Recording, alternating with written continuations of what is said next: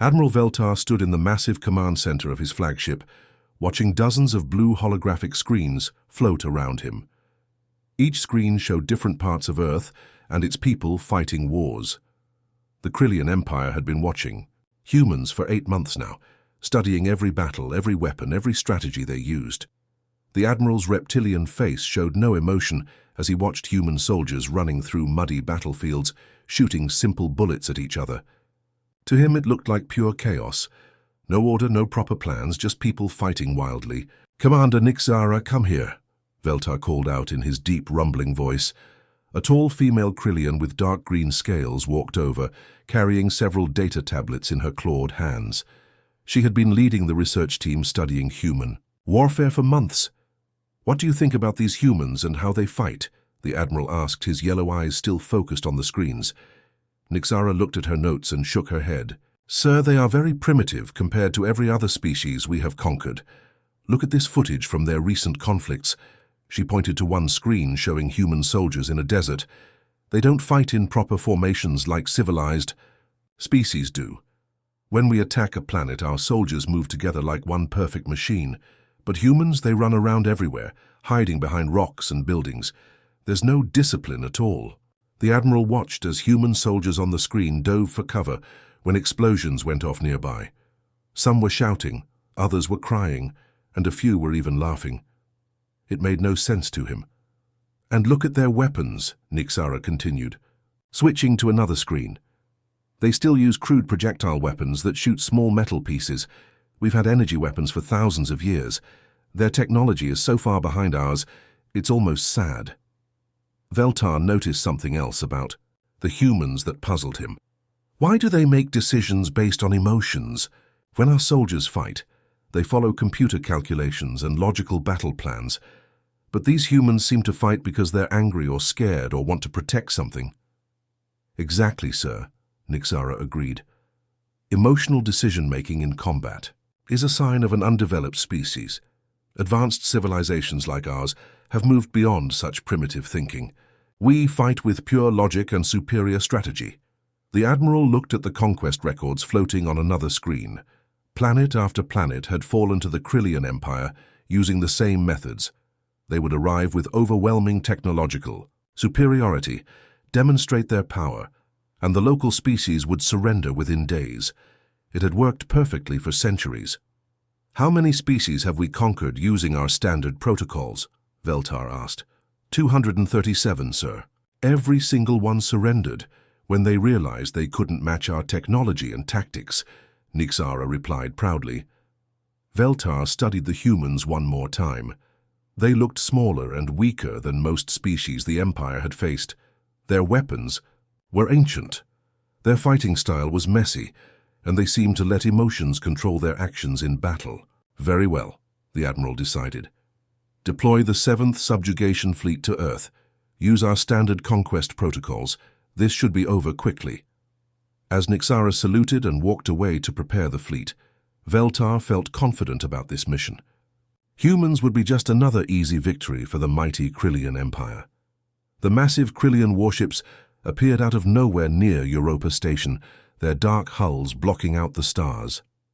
Inside the lead vessel, Admiral Veltar sat comfortably in his command chair, expecting this to go exactly like every other conquest.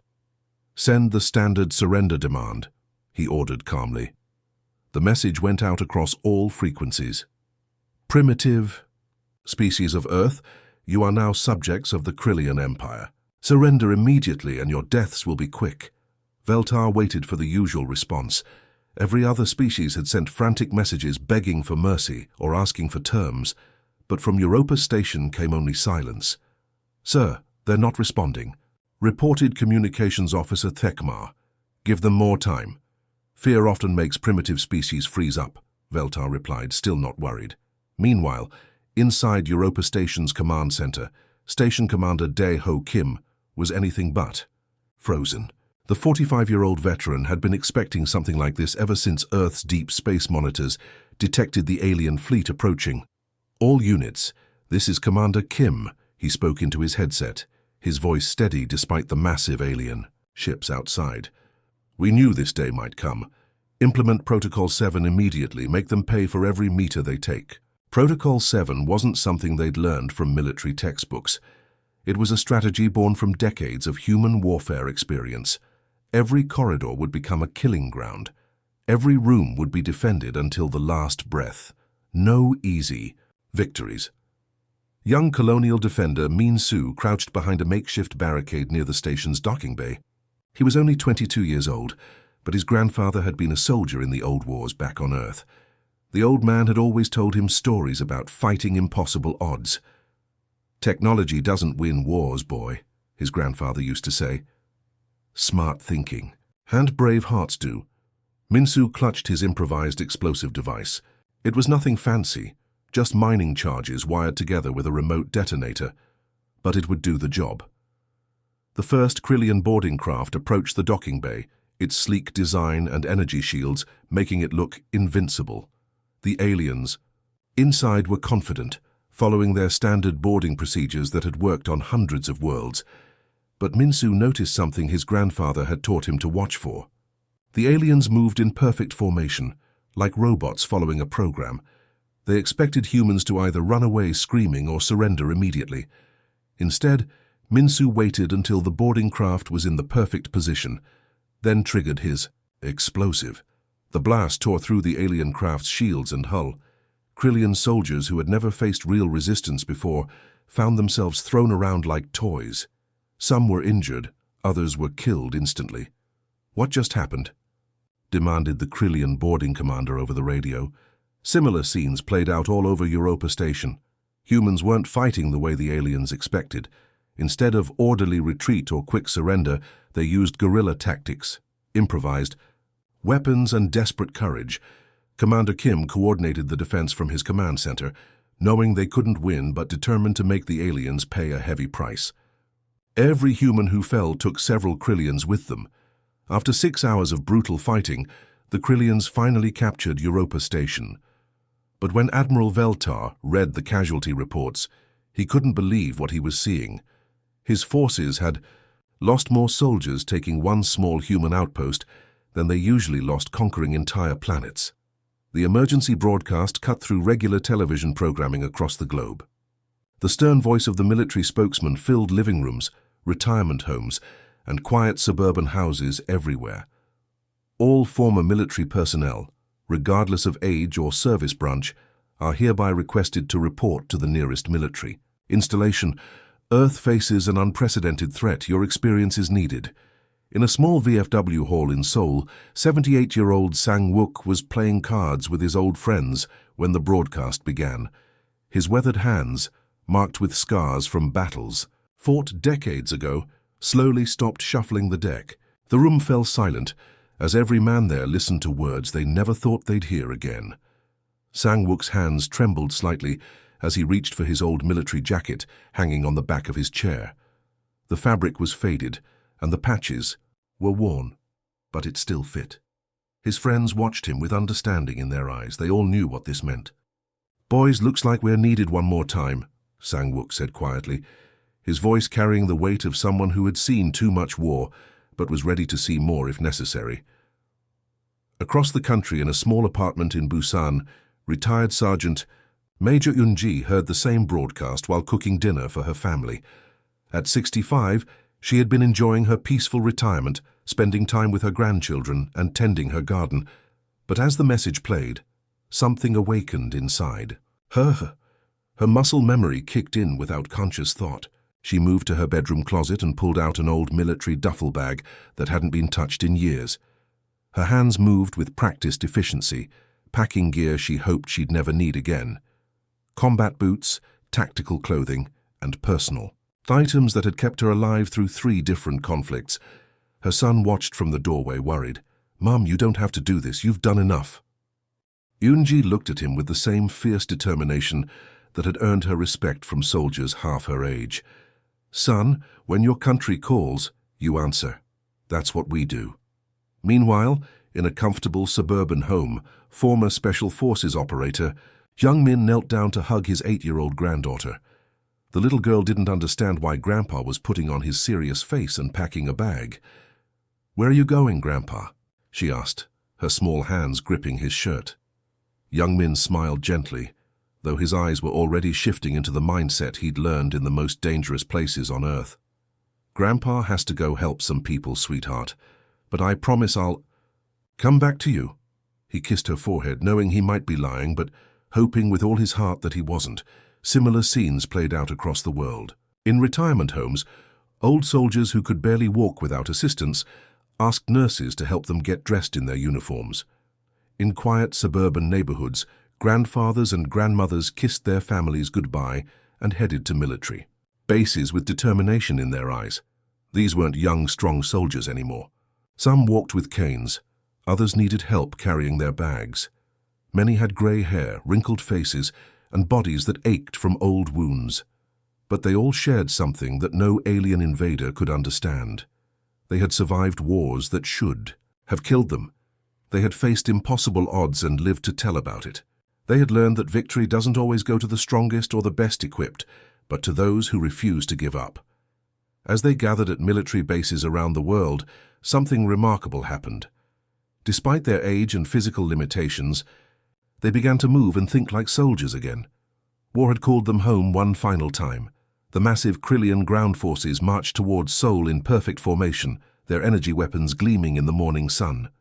From above, their advance looked like a mechanical wave of destruction moving across the landscape. Every soldier moved in sync, following battle computer calculations that had conquered countless worlds. Commander Nixara observed from her command, the vehicle, satisfied with the progress. On her tactical display, Seoul's outer defenses appeared exactly as expected, a traditional military line with soldiers positioned behind barriers and sandbags. Typical primitive defensive strategy, she told her subordinates. "They've lined up to face us directly. This will be over within the hour."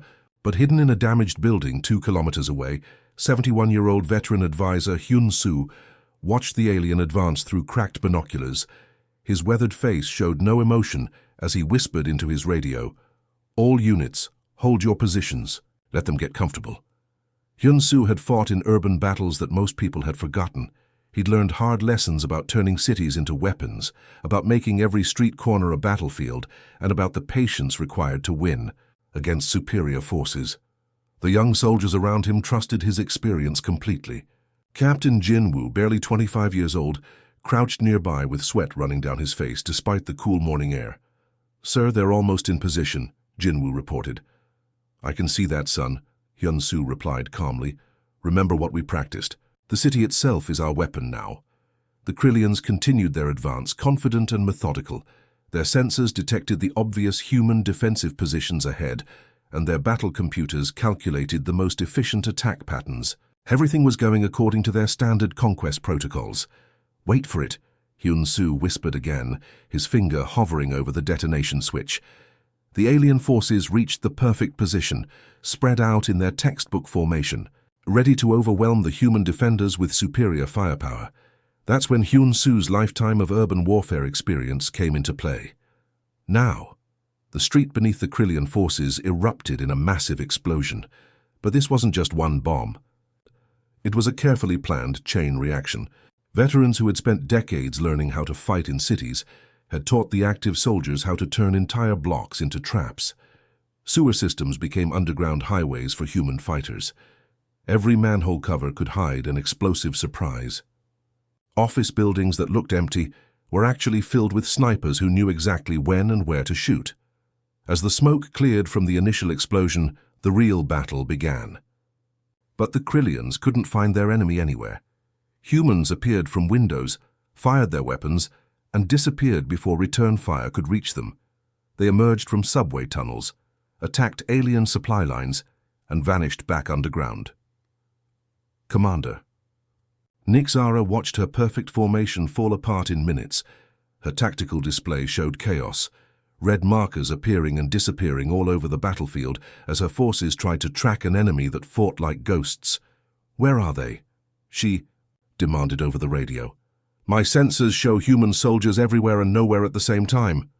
Young soldier Minho popped up from a hidden position, fired 3 quick shots at an alien patrol, then dropped back into a prepared tunnel before they could respond. His grandfather had taught him this technique decades ago during a completely different war. The Krillians had superior technology, better weapons, and more soldiers. But the humans had something the aliens couldn't understand or counter. They knew how to turn their own cities into weapons, and they had veterans who remembered every dirty trick learned in forgotten battles. What should have been a quick victory became a nightmare of urban warfare that the Krillian battle computers had never been programmed to handle. Deep beneath the streets of Seoul, in a reinforced concrete bunker that had been built decades earlier, an unusual classroom was taking place. The air smelled of coffee, old maps, and the tension that comes with desperate times. 8-year-old Ji-hoon sat across from Captain So-young at a metal table covered with detailed maps of the city. His gnarled, arthritis-ridden fingers moved slowly across the paper, but his mind was sharp as ever. The old veteran had fought in mountain campaigns that most people had never heard of, battles where small groups of soldiers had held off much larger forces through sheer cunning. "Captain, look at this," Ji-hoon said, his voice gravelly but clear. He pointed to several areas on the map where red marks showed Krillian positions. "The aliens think like machines. They calculate the most efficient routes, the safest positions, the logical supply lines." So Young leaned forward, listening intently. At 28, she was young enough to be Ji-hoon's great-granddaughter, but she understood that his knowledge could save hundreds of lives. "But sir, their technology is so advanced. Their sensors can detect our heartbeats from kilometers away. How do we fight something like that?" Ji-hoon smiled, the expression making his weathered face crease like old leather. "Technology is just tools, child. Wars are won up here first." He tapped his temple with a crooked finger. "I learned this fighting in mountains where we had nothing but determination and smart thinking." He traced a route on the map, showing how Krillian supply convoys moved through the city. They follow the same paths every time because their computers tell them it's most efficient. But efficiency makes you predictable. Above ground, the Krillian forces were discovering exactly what Ji-hoon meant. Supply convoy Delta 7 was moving through what their sensors showed as a completely safe route when it simply vanished. No explosions, no battle sounds, no distress signals. The entire convoy just disappeared. Commander Nixara stared at her tactical display in confusion. "How does a convoy of 12 vehicles just disappear? Our sensors show nothing." What the sensors couldn't detect was the patient work of veterans who had learned to fight without being seen. Old soldier Dong-woo had spent 3 days watching the convoy routes, timing their movements down to the minute. When the moment was right, his team had struck with the precision that only comes from decades of experience. The aliens' advanced sensors were useless against enemies who understood that the real battlefield was psychological. Every day brought new problems that made no logical sense to the Krillian commanders. Communication towers would malfunction for no apparent reason. Krillian patrols would report strange sounds in empty buildings, making them nervous and jumpy. Supply depots would be found emptied, but with no signs of forced entry. "They're making us afraid of our own shadows," one Krillian officer complained during a briefing. Back in the bunker, Ji-hoon continued his lessons with Captain So-young and a dozen other young officers. "In the mountains we learned that patience wins wars, not technology. Make the enemy afraid of what they can't see, can't predict, can't understand." He showed them how to use the city's infrastructure against the invaders. Subway tunnels became highways for invisible movement. Abandoned buildings became observation posts. Even the city's stray cats became unwitting allies, their movements masking human activity from alien sensors. Young Lieutenant Hae-jin raised his hand. "Sir, how long can we keep this up? They have unlimited resources." Ji-hoon's eyes grew distant, remembering battles fought when he was barely older than these officers. "Son, they may have more resources, but we have something they don't understand. We have the will to make every single day cost them more than they expected to pay." Admiral Veltar stood in his command center, staring at holographic displays that showed numbers he couldn't believe. His scaled hands gripped the edge of the control panel so tightly that his claws left scratch marks in the metal. 3 months. 3 entire months had passed since the Krillian Empire had arrived at Earth, expecting a quick and easy conquest. According to every military calculation, every piece of data from previous invasions, This planet should have surrendered within 3 weeks at most. Instead, his casualty reports showed losses that made no sense at all. Commander Nixara, explain. This to me. Veltar's voice was dangerously quiet as he pointed at the floating numbers. We've lost more soldiers on this one primitive planet than we lost conquering the entire Zephon star system. How is this possible? Nixara approached carefully, her own confidence shaken after months of impossible defeats. Sir, the humans fight in ways that our battle computers cannot predict or counter. Every engagement costs us far more than projected. The Admiral's yellow eyes burned with frustration. They have inferior weapons, no unified military structure, and their technology is centuries behind ours. By every logical measure, they should have been crushed immediately. What made it worse was that the losses weren't just in soldiers. Krillian supply ships were being destroyed or captured at an alarming rate. Communication networks were constantly being disrupted. Even their most secure bases were somehow being infiltrated and sabotaged. "Show me the intercepted communications again," Veltar ordered. Lieutenant Ha Young, the ship's intelligence officer, activated a series of recorded human transmissions. The voices were speaking in various Earth languages, but the translation software made their meaning clear. The first recording played, "This is Sergeant Taemin to all units. My grandfather fought to protect this land, and so will I. We don't retreat, we don't surrender. We make them pay for every step forward."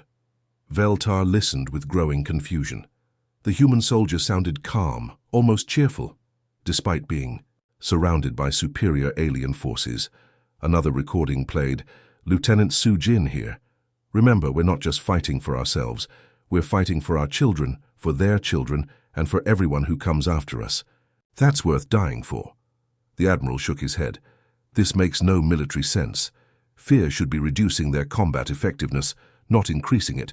Why do they fight harder when the situation becomes more hopeless? Ha Young played more intercepted messages.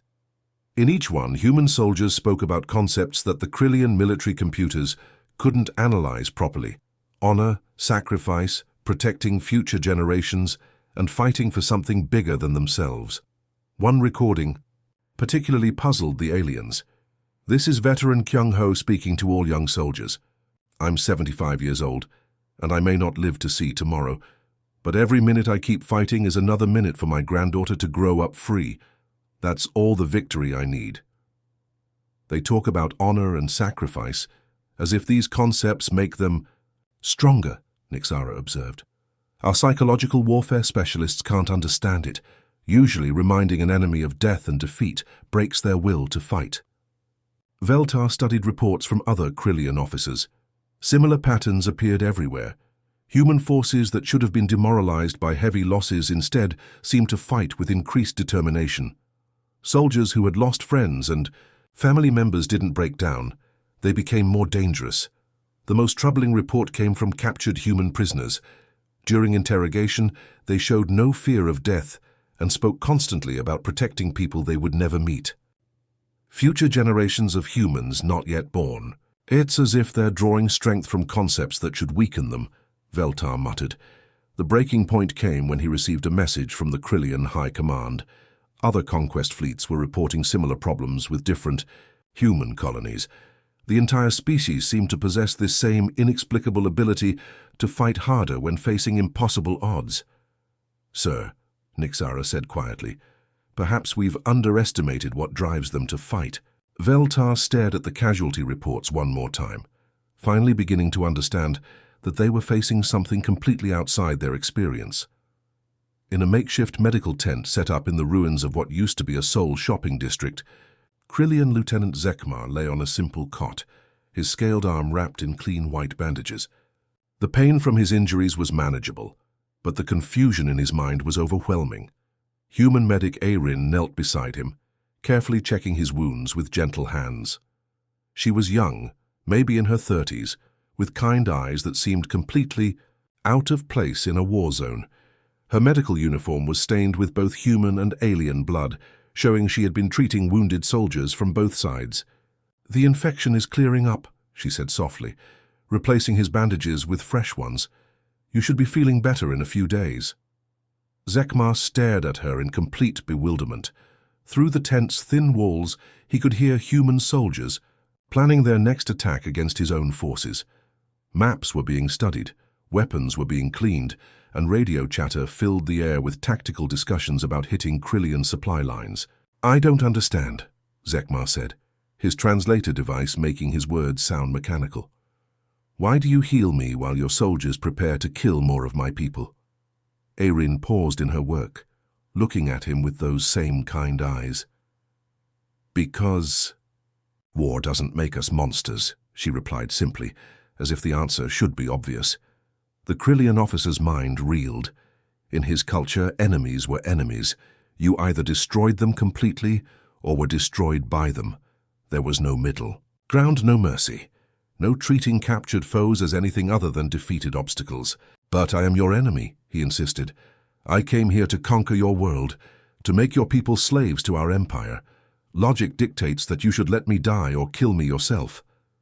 Erin finished changing his bandages and sat back on her heels. "You're hurt and helpless right now. That makes you a patient, not an enemy. When you're healed and pick up a weapon again, then you'll be an enemy again." Outside the tent, Sergeant Wu Jin was briefing his squad about their next mission.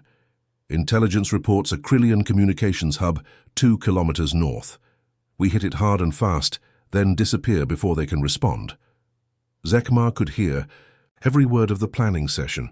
These same humans who were treating his wounds with care were also preparing to attack his comrades with deadly efficiency. "How can you be so gentle and so violent at the same time?" he asked Erin. She considered the question while preparing medicine for his pain. "My job is to save lives. Their job is to fight. We can do both without losing what makes us human." This concept was impossible for Zekmar to process. In Krillian military doctrine, you were either in conquest mode or surrender mode. There were no other options, but humans seemed to exist in multiple states simultaneously: compassionate healers and ruthless warriors, protectors and destroyers. Later that day, he watched Erin treat a badly wounded human soldier with the same gentle care she had shown him. The soldier had lost his leg in the fighting, but she spoke to him with hope and encouragement. "You're going home, Corporal Minho," she told the injured man. "Your fighting days are over, but you'll see your family again." Then, just hours later, Zekmar saw the same woman helping to plan a rescue mission for captured human prisoners. She studied tactical maps and suggested the best approach routes, knowing that the mission would result in Krillian casualties. "I still don't understand your species," Zekmar admitted when she returned to check on him. Erin smiled sadly. "We fight because we have to, not because we want to. We heal because we choose to, not because we have to. That's what makes us different from you." The captured officer realized that humans possessed something his species had never developed: the ability to maintain their humanity even in the midst of inhuman circumstances. In an underground workshop that used to be a subway maintenance facility, 68-year-old engineer corps veteran Dong Hyun carefully examined a captured Krillian plasma rifle. The weapon was sleek and beautiful, with smooth curves and glowing energy cells that hummed with power. Beside him, 26-year-old technician Ye Jin took detailed notes on everything they discovered.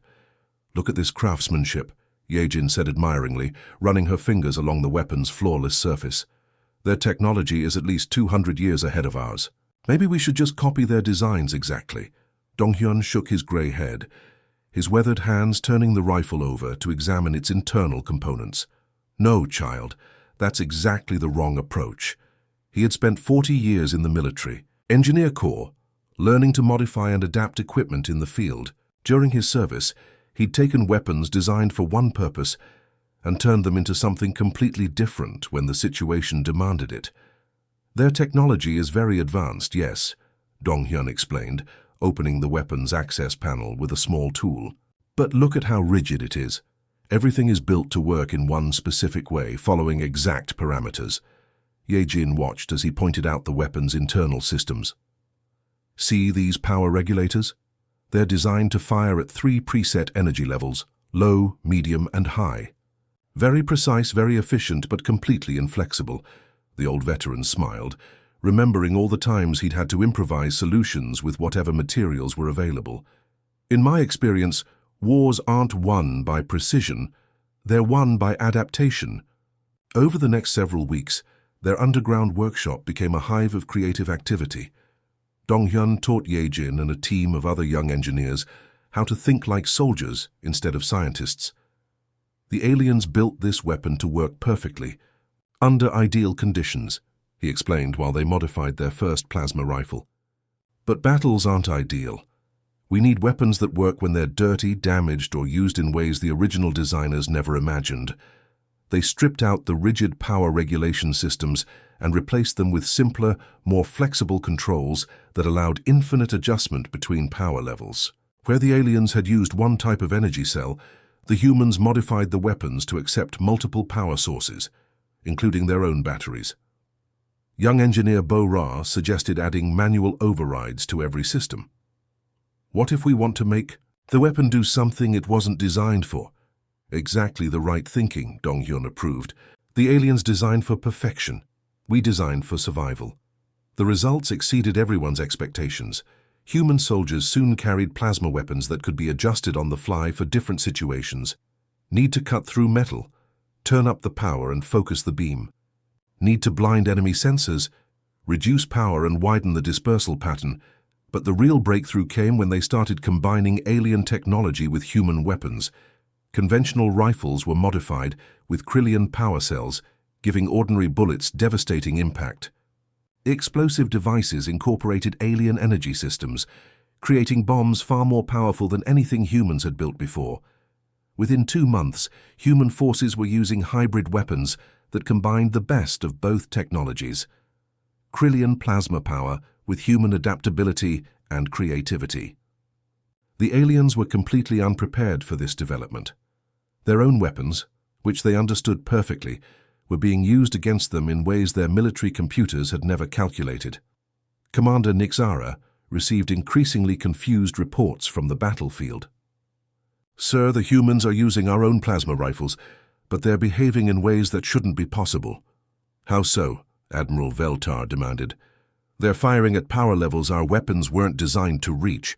They're using them as cutting tools, signaling devices, and even power sources for other equipment. It's as if they've completely redesigned our technology." Back in the workshop, Donghyun watched news reports of human victories with quiet satisfaction. "That's the difference between us and them," he told Yejin. "They build tools to do one job perfectly.